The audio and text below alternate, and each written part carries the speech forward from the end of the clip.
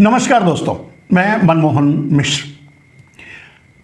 आपने सुना होगा, मैंने भी सुना है, नरेंद्र मोदी 18 घंटे काम करते हैं बिना थके, बिना रुके। और उनको एनर्जी कहां से मिलती है, बहुत लोगों को चिंता रहती है। वो पूछा करते हैं कि आपको इतनी एनर्जी कहां से आती है। खैर, वो छोड़ दीजिए, लेकिन काम क्या करते हैं ये तो आप जानना ही चाहेंगे कि नरेंद्र मोदी 18 घंटे काम क्या करते हैं। मेरे दोस्त, नरेंद्र मोदी 18 घंटे सिर्फ और सिर्फ अडानी का विकास और देश का सत्यानाश सोचते रहते हैं, देश का विनाश सोचते रहते हैं, करते रहते हैं, करवाते रहते हैं, देश में भी और दुनिया में भी।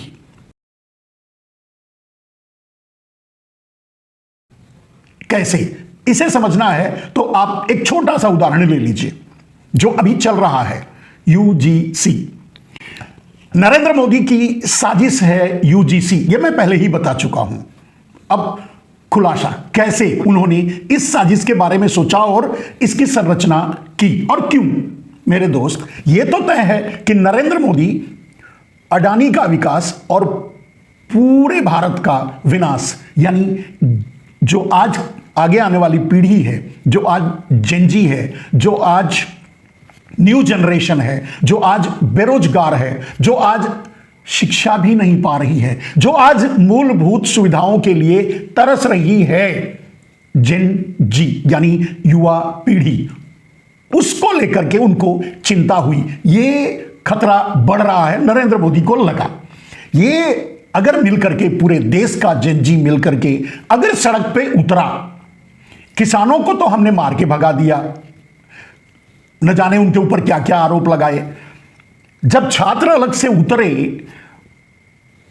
पेपर लीक को लेकर के, शिक्षा को लेकर के, नौकरी को लेकर के, बेरोजगार उतरे, सबको अलग अलग तरीके से मार मार के भगा दिया। लेकिन सभी ये जो युवा जेन जी आगे आने वाली पीढ़ी है, ये अगर एक साथ सड़क पर उतर जाएगी तो हम क्या करेंगे। ये चिंता का विषय था नरेंद्र मोदी का। लूट जारी है महंगाई के जरिए, बेरोजगारी के जरिए, भूखमरी के जरिए। भाई, महंगाई से ही तो सब कुछ पैदा होता है, बेरोजगारी, भूखमरी, गरीबी, सब कुछ। किसानों की समस्या को देख लीजिए, पेट्रोल डीजल का दाम देख लीजिए, देश को कहां ले जा रहे हैं देख लीजिए, रुपए रसातल में चला गया है देख लीजिए। ब्लैक मनी के जरिए, अडानी की कंपनियों के जरिए, ब्लैक मनी अडानी की कंपनियों में लाकर सोना खरीदवा रहे हैं नरेंद्र मोदी अडानी से, थोक के भाव जिससे सोने का दाम ऊपर चढ़ रहा है। यह भी देख लीजिए, यह भी विनाश का कारण बनेगा देश के लिए। लेकिन इन सब चीजों से अलग सबसे बड़ा खतरा जो नरेंद्र मोदी को लगा, वो था जेन जी का एक साथ सड़क पर उतरने की संभावना। नरेंद्र मोदी के पास पेगासस है, नरेंद्र मोदी के पास बड़ी बड़ी ऑर्गेनाइजेशंस हैं जो ये पता लगाया करती हैं कि कौन क्या सोच रहा है। तो जेन जी क्या सोच रहा है, आगे आप देख ही चुके हैं कि अड़ोस पड़ोस के देशों में क्या घटनाएं घटी हैं। इसकी चिंता को दूर करने के लिए नरेंद्र मोदी ने एक साजिश रच डाली, यूजीसी इन एंड आउट। दोनों यूजीसी, ध्यान से सुनिएगा, UGC in and UGC out. कैसे, अब सोचिए, ये क्यों, ये समझिए क्यों। इसलिए क्योंकि नरेंद्र मोदी की लूट कम से कम अब जेन जी समझने लगा है, युवा समझने लगा, पूरा देश समझने लगा है। देश का किसान, बेरोजगार, गरीब और कम से कम 80 करोड़ जो लोग 5 किलो अनाज की भीख का कटोरा लेकर खड़े हैं, वो तो समझ ही रहे हैं। और उन्हें पता है कि आगे आने वाली पीढ़ी को ये कटोरा वो दे सकते हैं, इसके अलावा उनको आगे आने वाली पीढ़ी को देने के लिए कुछ नहीं है। तो आगे आने वाली पीढ़ी तो समझ ही ली कि मेरा बाप तो 5 किलो अनाज की भीख की लाइन में खड़ा है, मेरा क्या होगा। ये सारी सुगबुगाहट, ये सारी जो आग थी जेन जी के मन में, यानी युवाओं के मन में, वो सुलग रही थी। इसे नरेंद्र मोदी को, आप जानते हैं, इजराइल जैसी कंपनियां सर्वे करके या इंटरनल लूपहोल्स दिखा करके, दूसरा पेगासस के जरिए डेटा कलेक्ट करके, एक दूसरे में दूसरे जेन जी आपस में क्या बात कर रहे हैं, एक दूसरा युवा एक दूसरे से क्या बात कर रहा है, इन सब कलेक्शन से नरेंद्र मोदी को यह पता चल गया कि आगे का दिन उनका गड़बड़ है और जेन जी सड़क पर उतरेगा।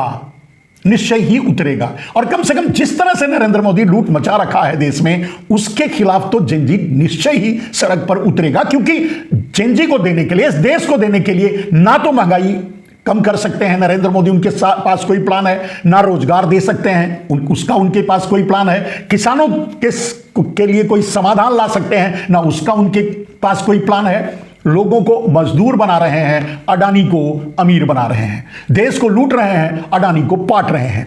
यह बात जब जेनजी समझ गया और जेनजी आपस में बात करने लगा, और यह सूचना जब नरेंद्र मोदी तक पहुंची, तो नरेंद्र मोदी ने साजिश रची, UGC in and UGC out. कैसे? मेरे दोस्त, उसका प्रमाण आपके सामने आ चुका है। पहले दिन जब यूजीसी को लेकर के ब्राह्मण, मैं भी ब्राह्मण हूं, लेकिन इसे सौभाग्य, ना तो मैं इसे सौभाग्य मानता हूं, ना इसे दुर्भाग्य मानता हूं, ना मैं अपने आप को ब्राह्मण मानता हूं, मैं तो इंसान मानता हूं, मैं अपने आप को सिर्फ इंसान मानता हूं। चलिए, यह साबित करने की आज जरूरत नहीं है। जरूरत यह है कि मैंने पहले दिन ही यह कह दिया था कि यह नरेंद्र मोदी की साजिश है, और मैंने सवर्ण युवाओं से यह अनुरोध किया था अपने इस छोटे से चैनल के जरिए कि आप धैर्य रखें, मोदी जी आउट होने वाले हैं। अभी तो इन हुए हैं यूजीसी के जरिए, और यह साजिश आपको बांटने की है। ठीक है, 2 दिन में ही वो पता चल गया, सामने आ गया। देखिए कैसे। यूजीसी को बोला, भाई एक नोटिफिकेशन जारी करो, एक संशोधन लेके आओ कि बहुत जल्दी, रातों रात इनको ख्याल आया। ख्याल इसलिए आया कि इस जेनजी को, यानी इस युवा पीढ़ी को बांटना है। तो कैसे बांटेंगे? युवा पीढ़ी सबसे ज्यादा कहां है? स्कूल में छात्र हैं, पढ़ रहे हैं, लिख रहे हैं। जो नहीं पढ़ पा रहे हैं वो अलग है, लेकिन जो पढ़ रहे हैं एटलीस्ट वो हैं तो हैं स्कूलों में, कॉलेजों में। तो वहां इनको बांटने की शुरुआत करो, घरों तक अपने आप बढ़ जाएंगे। वही हुआ। नरेंद्र मोदी यूजीसी के जरिए एक नोटिफिकेशन लाते हैं या एक संशोधन लाते हैं कि भाई पिछड़ों के साथ जन्म स्थान के नाम पर, विकलांगता के नाम पर, या महिला होने के नाम पर, या फिर एससी, एसटी, ओबीसी होने के नाम पर उन्हें प्रताड़ित किया जाता है, बेइज्जत किया जाता है। तो उन्हें सुरक्षा दी जाए, एक संगठन एक बनाया जाए, एक समूह बनाया जाए जो इसका निराकरण करे। वो भी कोई नाम का था, ये मैंने बताया, सिर्फ आयुवास था, कुछ नहीं था। तो 1-2 दिन देखा नरेंद्र मोदी ने कि कोई बहुत ज्यादा बवाल नहीं हुआ, तो गोदी मीडिया को पूरी तरह से लगा दिया कि इस मुद्दे को इतना उछालो, इस मुद्दे को इतना लोगों तक पहुंचाओ। मैंने पहले ही कहा था कि जब गोदी मीडिया कोई बात उठाना शुरू करे, दिखाना शुरू करे, तो समझ लेना नरेंद्र मोदी ने एक और चाल, एक और साजिश रच दी है। और ये साजिश रच दी थी। तो जब गोदी मीडिया दिखाना शुरू किया, शक तो तभी हो गया, तभी मैंने आप लोगों को समझाया था कि सावधान रहिए, कुछ तो गड़बड़ है, यानी नरेंद्र मोदी की साजिश है। वो साजिश 2 दिन में ही सामने आ गई। तो नरेंद्र मोदी यूजीसी के जरिए इन किए, युवाओं को बांटने के लिए सवर्ण सड़क पर उतर गए कि हमारे साथ अन्याय हुआ है। मैंने समझाया, मैंने कहा कि भाई ऐसा कुछ भी नहीं होने वाला है, ये इन है, ये आउट भी हो जाएगा, आप चिंता मत कीजिए, और आपस में मिलकर रहिए। ये सोचिए कि नरेंद्र मोदी ने शिक्षा को किस हद तक, कितना बर्बाद कर दिया और आपसे दूर कर दिया। आज आप शिक्षा से दूर हो रहे हैं, दूर हो गए हैं। स्कूल कॉलेज बंद हो रहे हैं, बिना, वहां टीचर नहीं है, पढ़ाई नहीं हो रही है, लोग शिक्षा नहीं पा रहे हैं, लोगों की शिक्षा उनसे दूर होती जा रही है। और जब बेसिक शिक्षा, जब प्राइमरी शिक्षा जो गांव में, छोटे मोटे कस्बों में, शहरों में सरकारी स्कूलों में आराम से मिल जाती थी, आम आदमी को, गरीब आदमी को भी वो नहीं मिल पाएगी, क्योंकि सारे स्कूल बंद कर दिए गए और उसकी जगह प्राइवेट स्कूल ला दिया गया भारी भरकम फीस के साथ। पहले तो वो आपकी शिक्षा ही छीन लिए। अब जो 5 किलो अनाज के लिए कटोरा लेकर खड़े हैं, वो कहां से फीस इकट्ठा कर पाएंगे? 5,000 10,000 रुपए महीने का। उनके बच्चे आउट पहले ही शिक्षा से। खैर, जो बच्चे हैं, जो कॉलेजों तक पहुंच रहे हैं, उनको कैसे बांटा जाए? उनको भी बांट दो। तो उनको बांटने के लिए ये एक प्रावधान लेके आए, संशोधन। भाई ऐसा था, पहले से भी है, उसमें ये होगा, वो होगा, वो होगा। आप 10 दिन से उसी को मत रहे हैं, बताने की जरूरत नहीं है, आपका टाइम वेस्ट नहीं करूंगा। असली बात पर आते हैं मेरे दोस्त, सिर्फ इसलिए।